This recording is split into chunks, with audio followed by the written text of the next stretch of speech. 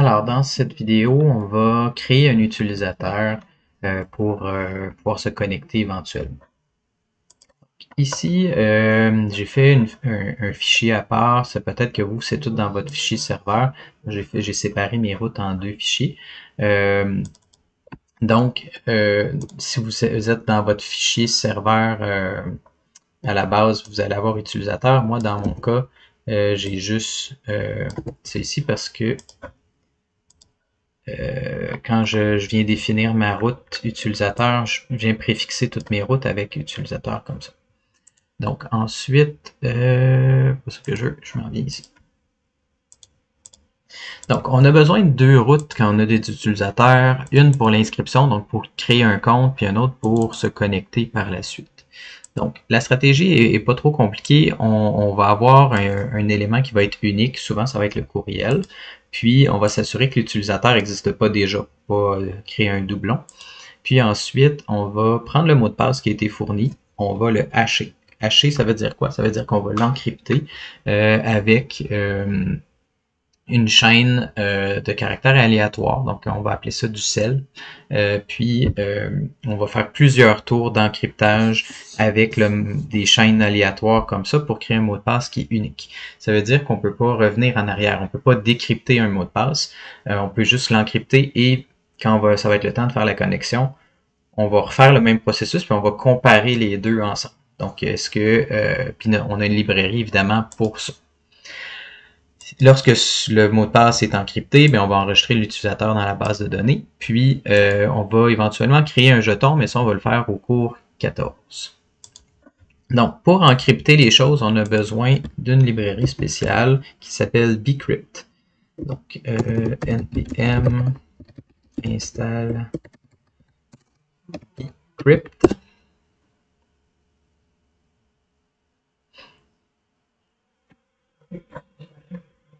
Voilà. Puis, je vais redémarrer mon serveur. Super. Puis ici, const bcrypt est égal à require bcrypt.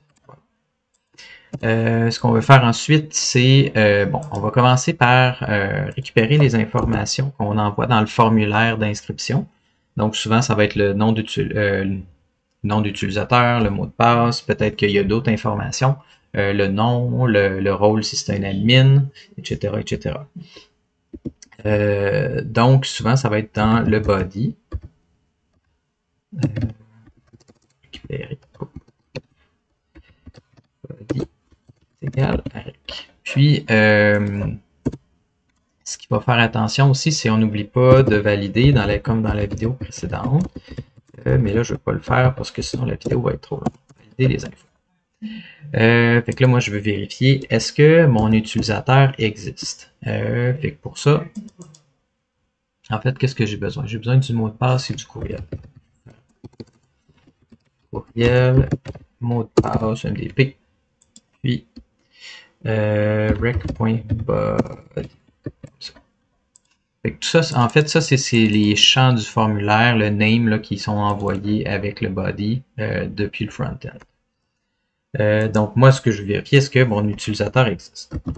Const, on va faire user ref ou utilisateur ref comme vous voulez, db.collection d'utilisateur, utilisateur, .where, fait qu'on va dire, on peut pas récupérer un seul à part par son ID, il faut utiliser la clause where pour chercher. On va dire, ben, lorsque courriel égal à courriel, la variable courriel, que je vais faire .get. Puis on se souvient que ça, c'est une requête asynchrone, donc je vais mettre await. Donc en faisant ça, ben là, je vais récupérer un tableau. C'est souvent ça le problème, c'est que je vérifie comme ça avec un tableau. Je vais faire un if. Et là, je peux récupérer, moi, vérifier il y a combien d'éléments là-dedans. Au lieu de faire, on avait vu dans les vidéos avec Firestore qu'on peut récupérer tous les utilisateurs en faisant un for each, etc. Moi, j'ai pas besoin de savoir ça. Je veux juste savoir il y en a combien. Donc, je peux dire userref.docs. Donc, ça, c'est tous les documents qui viennent avec ces références. Ça c'est un tableau. Puis je veux dire point length. Si c'est égal à 0, ben là, ça veut dire que j'ai rien trouvé. Si j'en ai plus que 0, ça veut dire que l'utilisateur existe. Else.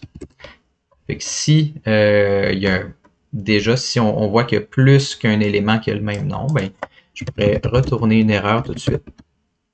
On va retourner une erreur 400 parce que ça veut dire qu'on a mis on essaie de créer un compte avec un utilisateur qui existe déjà. Donc les données du client sont pas bonnes. .json. Puis on va y mettre un message. Le courriel existe déjà. Fait qu'on va pouvoir l'afficher éventuellement dans le front-end. Mais dans le cas où on n'en trouve pas d'utilisateur avec ce courriel-là, super, on va pouvoir encrypter le mot de passe. Puis, ça, je vais monter ça plus haut. Puis, ici.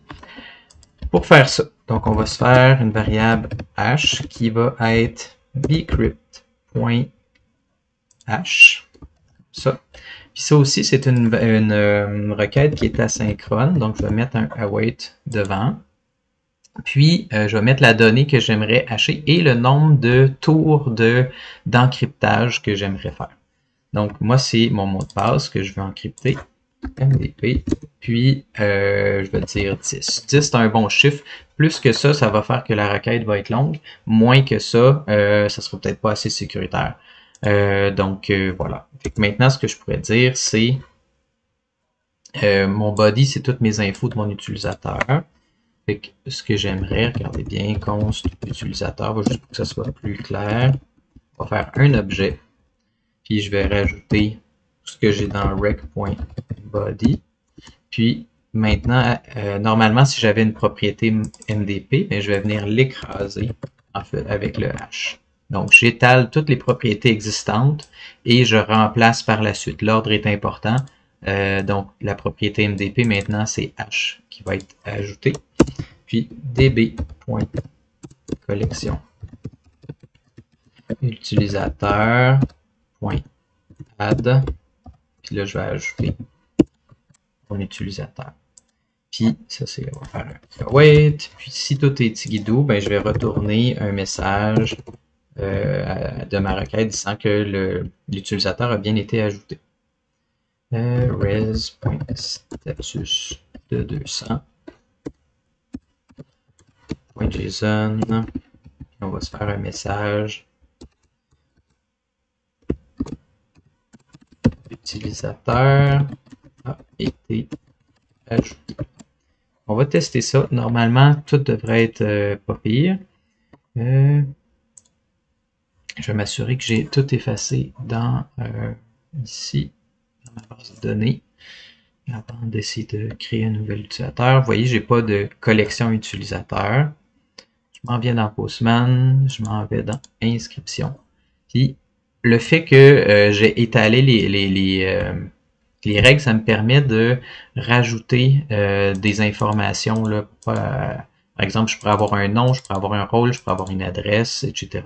Puis là, mon mot de passe, ben là, j'ai mis 1, 2, 3, 4, 5, c'est pas super sécuritaire. Sachez qu'avec Express Validator, il y a un validateur qui s'appelle isStrongPassword qui peut vous forcer à fournir 8 caractères, une majuscule, une minuscule, un caractère spécial, etc.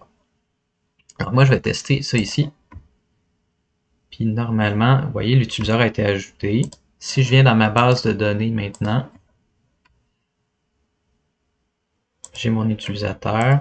Et on voit maintenant que mon mot de passe a été encrypté correctement. J'ai pas on voit pas le mot de passe jamais qui a été ajouté. Super.